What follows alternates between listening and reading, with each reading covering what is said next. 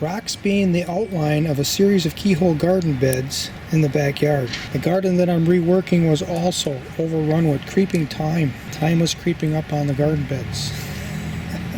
The beds that I'm reworking, you can see that I've taken a shovel, loosened the soil where the bed is going to be, and I started to pull some soil out of where the path is going to be. The wheelbarrow holds compost that I made in 23, and I grew a Three Sisters garden out of that season. This season, I put the material in a pot and grew sweet potatoes. Now it's going to be added to this garden bed.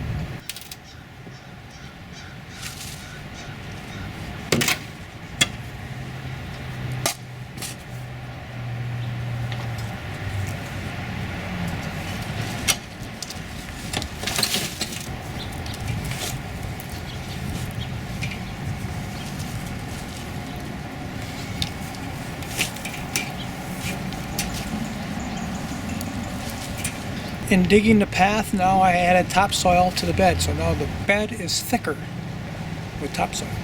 The first step is to loosen up the soil where the bed is going to be.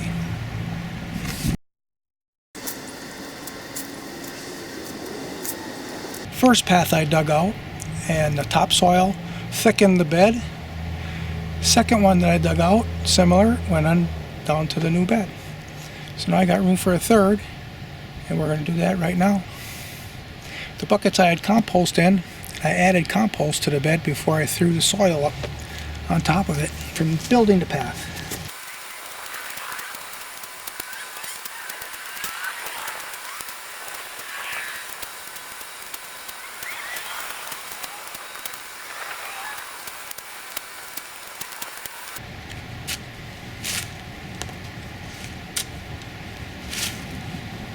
Loosened up the soil, and I did it 3 shovel lengths wide.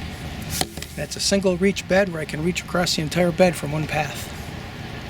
Next is to get a couple more buckets of compost, pour it on top of the soil that I just loosened, and then I can dig out my path and add that topsoil to the top of the bed, producing extra thick topsoil on my garden beds.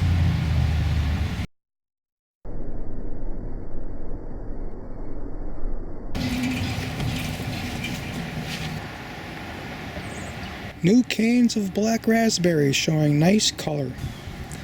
I dropped this spread pan. Picking medlars. They're coming off easy. That one I barely touched and it just fell right in my hand.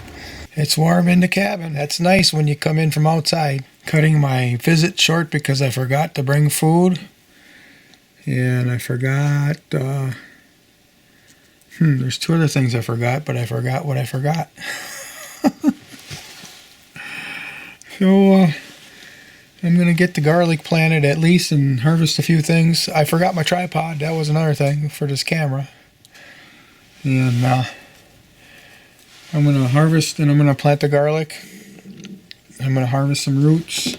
And then I read that fava bean leaves are edible, so I'm going to harvest those stalks with the leaves on them.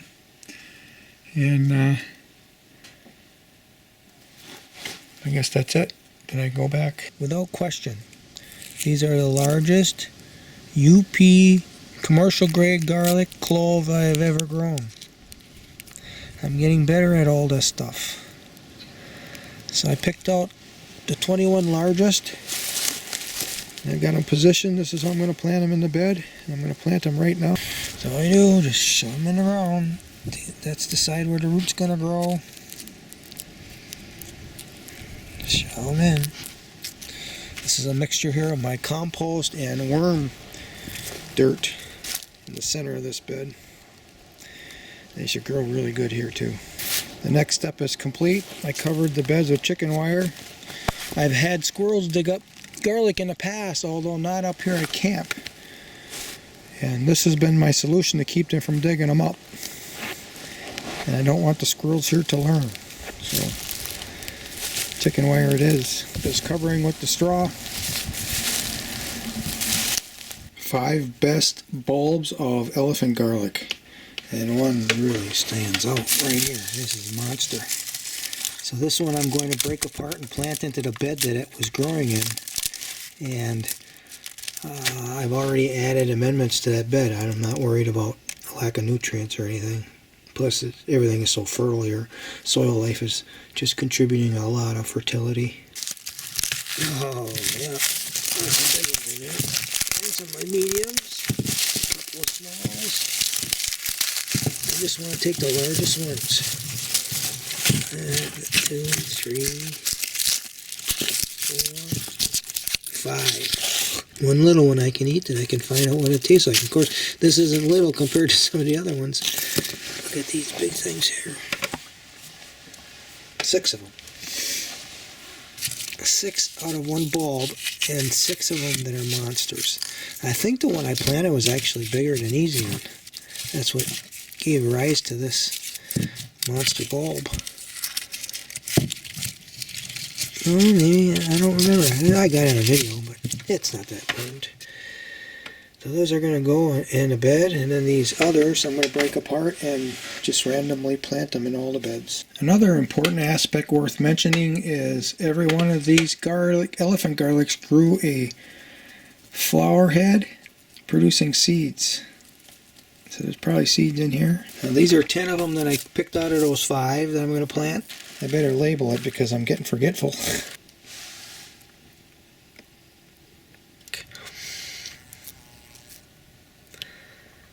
Large elephant garlic cloves to be planted right now. Look at that.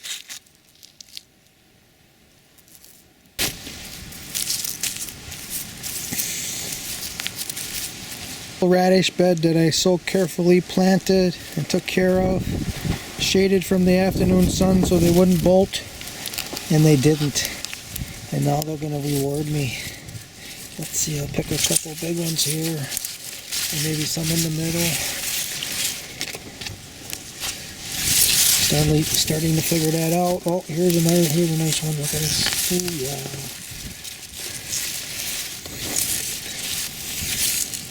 So that one's kind of. This is a bigger one.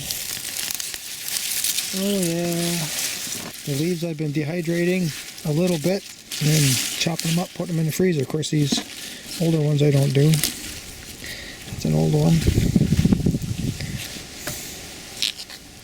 That. The chicken wire over the top of this bed to keep the deer, anything else coming in here and eating on the beets and the rutabagas. And the chicken wire now I'm multi-purposing. It's covering the elephant garlic bed. Squirrels are known to dig up elephant garlic bulbs and even garlic bulbs, even onion bulbs, when they get desperate in the wintertime looking for food. A beet that survived everything this year, and it's a monster. Look at that.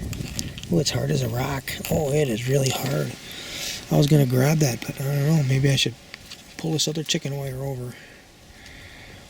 As soon as I pull it, then, in the next couple weeks I got to eat it. So if I can stretch it out, there'll be food maybe into December, maybe to Christmas. And I'm going to take a couple of these rutabagas and this chicken wire over the top. Radish leaves that kind of broke off. I'm bringing those home for salads. And here are the harvests I'm bringing home. Radish, rutabaga, radish, rutabaga, radish, rutabaga. Say that 3 times real fast. And these are fava bean leaves, and there's some really nice sprouts that I hadn't noticed before. They're going to be tasty. And then here's a fennel that doesn't have much of a future for the rest of the season. So I'm going to eat it. Now that I only have to feed one person, this is a lot. Leaves that I picked off of the harvest that are pretty old looking, they can go in the ferment tank. And they'll be fertilizer for next year. Let me push that all in there. I always like pushing this stuff in. Get it into the ferment mix. The bacteria, they're cheering. More food. As soon as the barrel is going to freeze solid, that's okay. It'll be ready in the spring when it thaws out.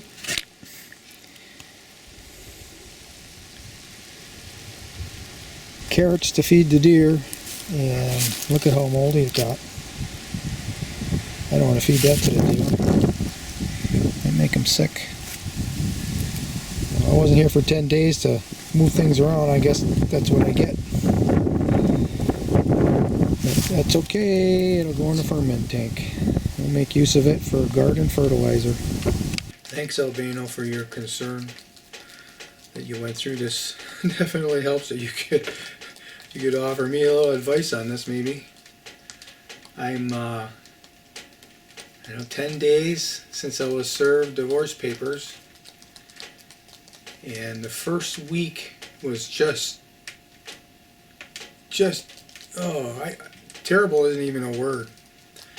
Every morning I wake up crying, and I was like in shock, and I was moving stuff around in the house. Anything that reminded me of her, I put up in the.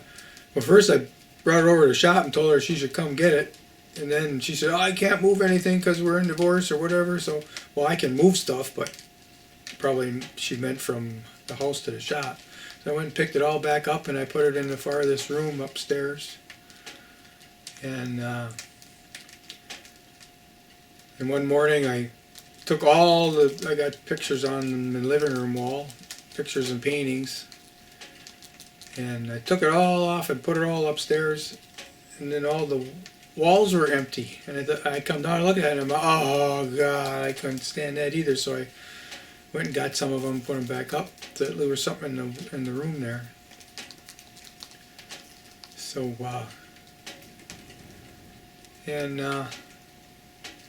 one morning I woke up, and I like to wake up slowly. So sometimes I'll lay there half an hour, just my mind just goes wherever it wants to, Not often at a half an hour, but there's time there. One morning I thought it was real. I actually took my hunting rifle.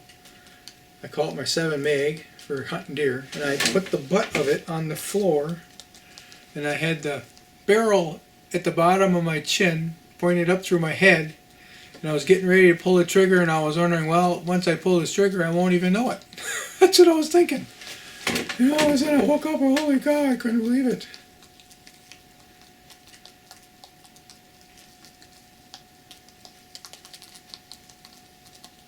So anyways, Saturday morning was really bad because I didn't have work to go to in the morning. And then out of the blue, an acquaintance called me that knew what was going on.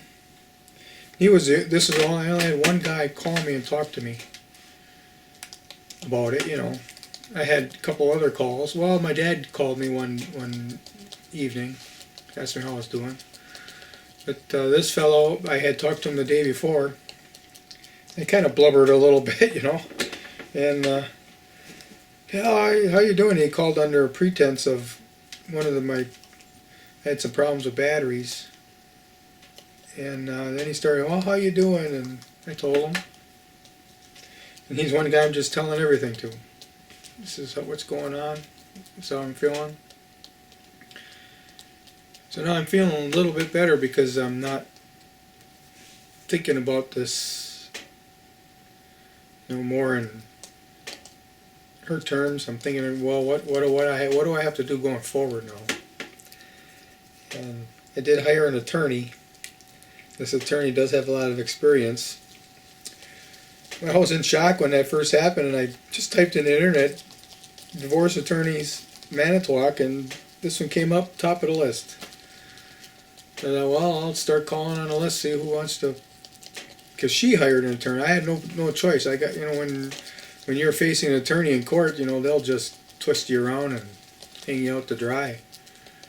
So I thought, well, I'm going to call these attorneys one at a time, start at the top of the list, and we'll see where it is. And this one was so practiced in what I was going through that I just agreed with her. So I had to figure out how to get her some money because that's what she wanted. I got that done, but now I'm suffering from money. And now she's going to handle it. I'm just going to let the attorney handle it. I'm not going to say anything. In this state, Albano, in this state, it's 50-50. So somehow we got to figure out how this has to be divided. And of course, with attorney's fees, it depends on how much, we negotiate and all this stuff. It could be a real high attorney fee. we negotiate too much, so I'll probably just kind of agree with what she wants. See if I can have something left out of this. I'm hoping I get to keep camp, but I don't know. I might have to sell it to pay stuff. I don't know. Everything is up in the air. So the other thing that's up in the air are these videos that you're used to watching Albano once a week, and same thing with the fella in Minnesota. He comments regularly. I really appreciate that. Those two used to commenting. But this message is for you, Albano, because you expressed concern about what's going on. I told you twice I had a hole in my heart when you asked me how I was doing, and you didn't ask why. Then you must have figured it out somehow. You were under the spell of your football team beating England, so you didn't want to come down from that, I think. Anyways, I gotta plant garlic. I haven't been here for 10 days either at my camp here, and I gotta plant some garlic before everything freezes up. I was thinking about harvesting all the crops too, but now they're saying it's going to be 50s during the day and not too cold at night, so I can maybe leave them in a little longer. They'll stay fresher longer once I start eating on them. So we'll see if I can do some videos. I did a couple when I was suffering. I just couldn't take the camera out.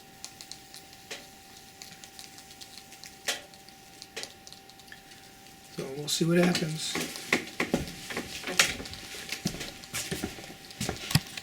Going to be lonely going back in that door. There's a hole in my heart.